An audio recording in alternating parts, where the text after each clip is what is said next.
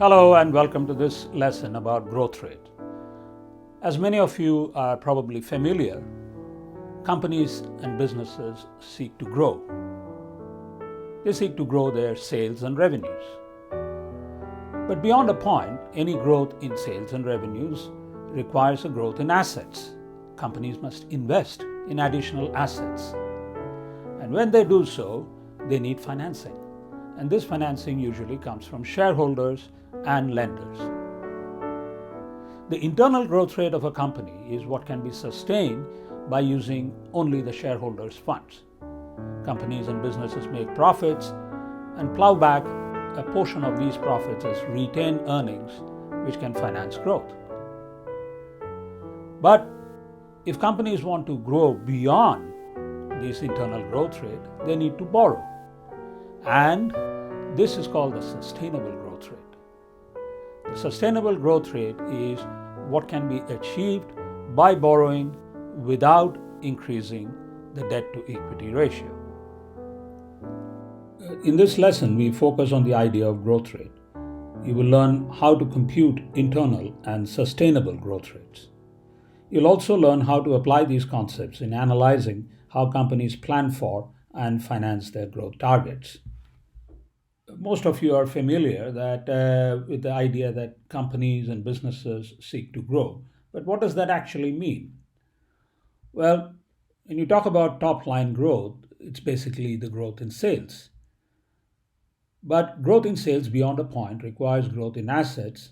And if we need to grow the assets, the company needs financing, and the choice is then between debt and equity. So basically, the equation is if you want more assets, you must either have more debt or more equity. The way it goes is equity financing can be done through paid up capital or retained earnings, and most companies prefer to tap in on their retained earnings. But if the retained earnings are not enough, then the company will borrow. So, in other words, issuing new shares or raising money through paid up capital is the last option that companies would consider. A quick word on return on assets, because that's important for what we are going to discuss going forward. So, if you think of assets as being financed by equity and debt, then return on assets is return on the total capital, which is equity and debt. So in this lesson, we will use net income as a measure of return to compute ROA, though technically one should be using the earning before interest and tax, adjusted for tax, as a measure of return. So what exactly is internal growth rate? It's the maximum growth rate a firm can achieve without external financing of any kind.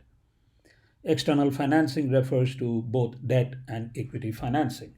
Or in other words, how much can be financed, how much of the growth can be financed through purely retained earnings.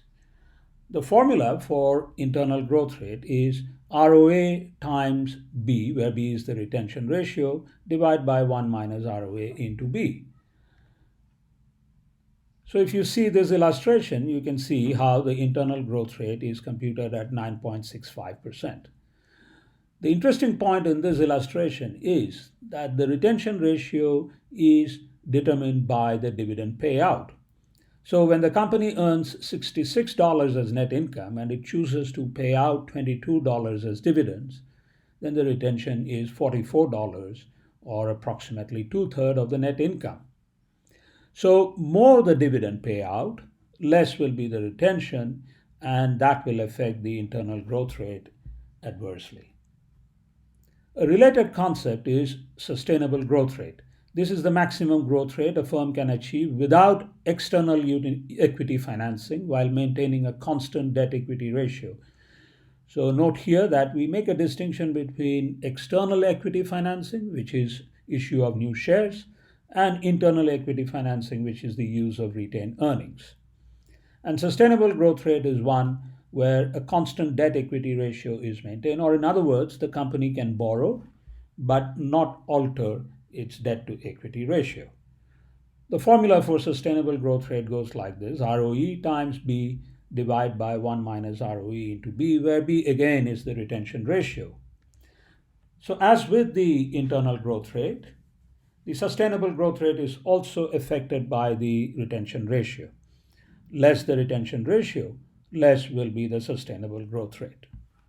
To show you the impact of ROA and retention rate on growth rate. So let's say a company started with a capital of $100, all provided by shareholders. If this company earns 10% ROA, then it'll have $10 as profit, and the company has a policy of paying out 25% of its profits as dividends. So this is called the dividend payout ratio, or the dividend payout policy. And so because of this, the company will get to retain $7.5 or 75%. So if dividend payout is 25%, the retention is 75%. The two together will be 100%. So at the end of the first period, the equity would have gone up to 107.5, the initial capital of 100 plus the retained profit of 7.5. And that represents a 7.5% growth rate in the owner's equity. So you can run through the next period following the same kind of logic, and you will find that the company has again grown by 7.5% in the second period. Now, what is interesting to see here is that if the ROA is not 10%, if it is, say, 8%,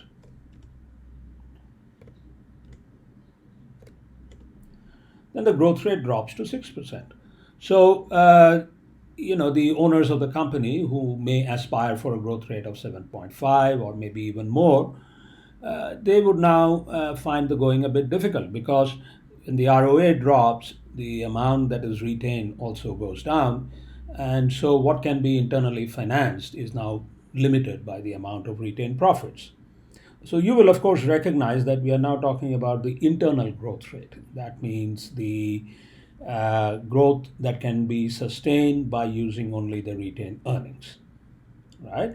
So if the ROA goes down, the company has two choices. Either it can reduce the dividend payout and increase its retained profits and try to sustain the growth, or it may try to maintain the dividend payout. That is, it'll say that 25% of my profit will be paid out as dividend, and then look for financing from the outside. And this is one of the situations in which a company can come borrowing to a bank saying that, look, I want to grow, but my internal financing is not enough, and so I would like to borrow.